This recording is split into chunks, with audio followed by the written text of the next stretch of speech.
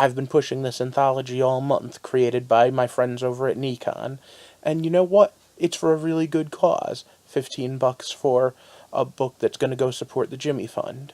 But then I was thinking, what makes an anthology an anthology? And welcome back to the heart of the stories we tell.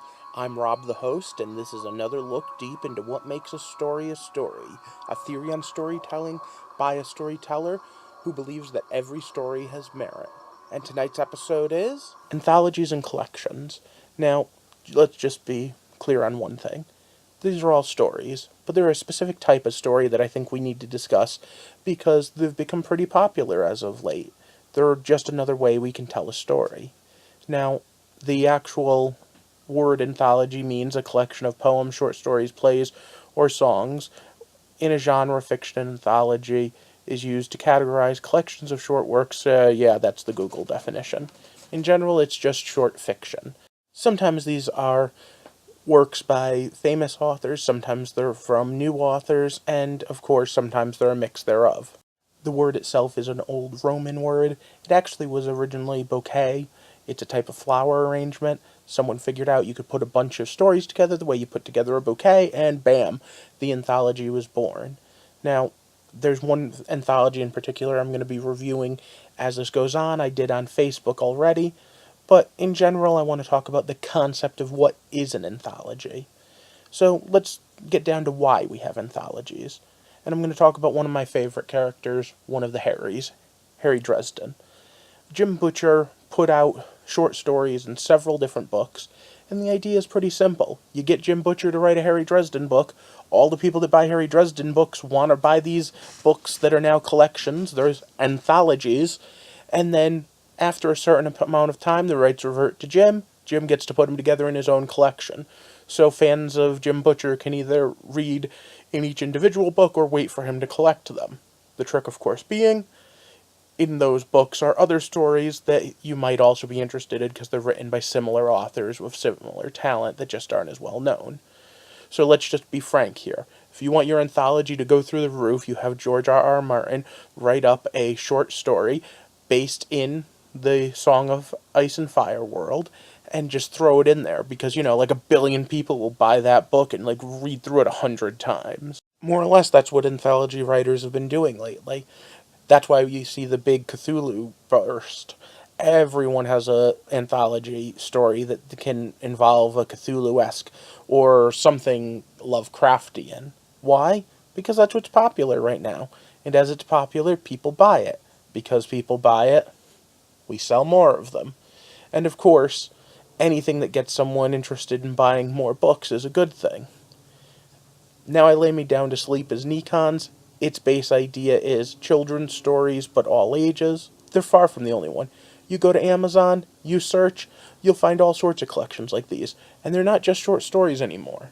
Now I Lay Me Down to Sleep is a physical paperback, so it's limited in size. But those others you just saw, those are all novellas. What's a novella? A novella is a much longer short story, closer to a third to a half of a novel. If you catch them at the right time, collections like this that have huge, huge collections of stories that are full-length novellas are only $1, $1.50, $2. Why is that? Because it's advertising. And it's so important that as a hopeful writer myself that I stress this. This is where I'm going to break in eventually, most likely. It's where most people break in.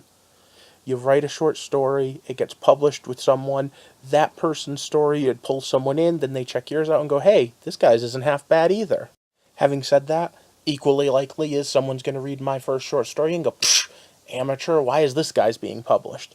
To each their own. Which brings me to my reviews. This is one of those novellas that I picked up as a pre-order for 99 cents, and it's worth way more than I paid for it. Rebels and Runes has several really awesome stories. All of them are fantasy-based, most of them urban fantasy, although a few historical. And it's pretty good. There was this time travel story that just blew me away, and I don't even normally like this genre, but it was so good. But at the same time, there were some problems, including the woman who created it, and I reviewed all of these on the Facebook page. But some of these didn't have beginnings, middles, and ends. They had beginnings, because they were more or less prologues. And then they would just end on a cliffhanger saying, hey, pick up my book in a year. And I don't want to sound like a hypocrite. I really don't. I just said that my way in is hopefully going to be writing in one of these anthologies. But if I'm writing in one of my worlds, if I'm writing about my urban fantasy character, I'm not going to give you the first 30 pages of my novel and say that's my novella. I'm going to give you a standalone story that begins and ends on its own. Because I think that's what you deserve. That's the bare minimum to be considered a story. And as I sat there and looked, some of these writers did a really great job, and some of them purposely wrote prologues. Oh well. If you want to check out my individual reviews, go to my Facebook page in the links. Now, anthology also has a different word meaning in video games. Specifically, it can be used almost completely and totally interchangeable with collection. The Fallout anthology is just the Fallout collection. And what about on TV? TV's different. Ever hear of a show called Dragnet? How about Star Trek? I'm sure none of you have ever heard of Star Trek, right? I mean, that's just this little cult phenomenon. Alright, so the idea of a TV show or radio series that's an anthology is a bit different. The concept behind it is that each episode or each season is its own independent story that does not connect to the others. Kind of like The Simpsons, I guess. Does that make The Simpsons an anthology? Alright, anyway. So let's talk about Dragnet for a minute. Each episode was based on a real-life story a police officer wrote in, but they had the same characters portraying it. So it was Joe Friday and his partner Bill Gannon, and they just changed the names to protect the innocent. But you see, it's still an anthology series. Star Trek Discovery is supposed to be the first of several seasons of shows that are going to each have their own ship as their protagonist. As such, Anthology, or at least in theory, if it gets off the ground since it's on CBS's new app program. American Horror Story does it well over on the FX channel. Each season is its own self-contained horror story. They reuse some of the cast and bring in a handful of new ones each year. But at the same time, the stories aren't even in the same universe. They're not connected. This isn't the MCU. No, these are just individual stories that all have the same theme and symbolism. So, it's all a bouquet of flowers. You pick out this beautiful rose and this beautiful tulip, and I don't know how to do flower arrangement. I don't know why I tried to do that. But at the same time, that's what an anthology is. A TV show, a book, or anything that you've picked little bits and pieces out to make it into a better whole. And this isn't easy. There's a lot of blood, sweat, and tears that goes into this. The actual editors that put these things together go crazy trying to herd cats. I want you to think about what it would be like to try to get a bunch of writers all on the same page to write in their concepts and then edit them and fit them together. I can't stress enough how much difficulty there is in trying to work with one creative type, let alone up to a dozen.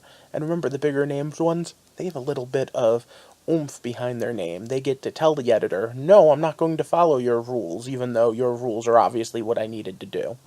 So all in all, I think that as we examine what it means to get to the heart of the stories we tell, we should take a look at all of the people in the creative process, including those editors that put these things together and worked so hard on them. And let's not forget that this is also just an excuse to kind of go over once again the fact that this anthology is out. But while I was making this video, I had a thought. Just kind of off the cuff. I think it'll come out on Thursday, though. So we'll talk about that then. For now, buy the Nikon book, support the charity of the Jimmy Fund in Dana-Farber, and of course, like and share this video if you enjoyed it, and hit that subscribe button, enable the alerts if you haven't already, because what I'd like to do here is build a community. This one was a little dry, but in general, I like to talk about stories, the hows, the whys, the whats, and take a look at what we do with each story and how they affect us.